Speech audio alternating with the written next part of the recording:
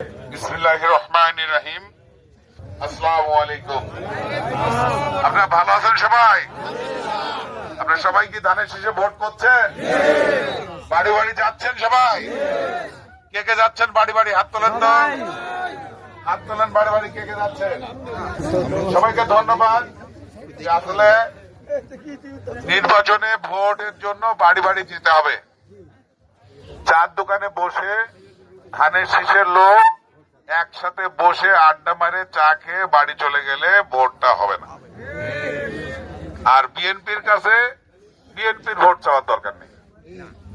যে আপনারা 20 জন চার দোকানে বসে আছেন, 20 জনই তো ধানের শীষের লোক।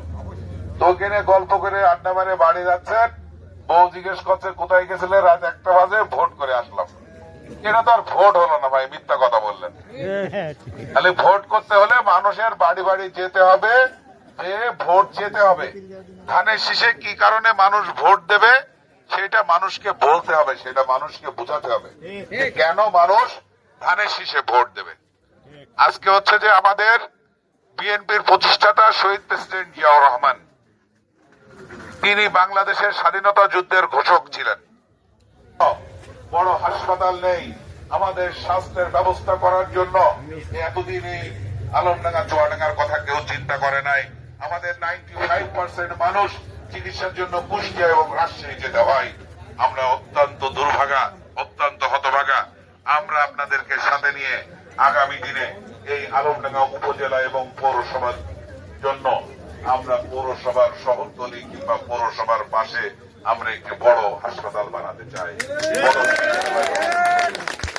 আপনাদের এই আলমডাঙ্গা পৌরসভার দীর্ঘদিনের এই গার্লস স্কুল এখনো পর্যন্ত সরকারি হয় নাই। আমরা আগামীতে এটা সরকারি করার জন্য আমরা প্রক্রিয়া আমরা হাতে নেব ইনশাআল্লাহ। আপনাদের আলমডাঙ্গাতে এই পৌরসভায় কোনো ফুটপাত নাই, পৌরসভার কোনো রোড ডিভাইডার নাই এবং পৌরসভা দৃশ্যমান দেখার মতো এখনো কিছু পৌরসভায় তৈরি হয় নাই। আমরা আধুনিক মডেল পৌরসভা করতে চাই এই আলমডাঙ্গা পৌরসভাকে।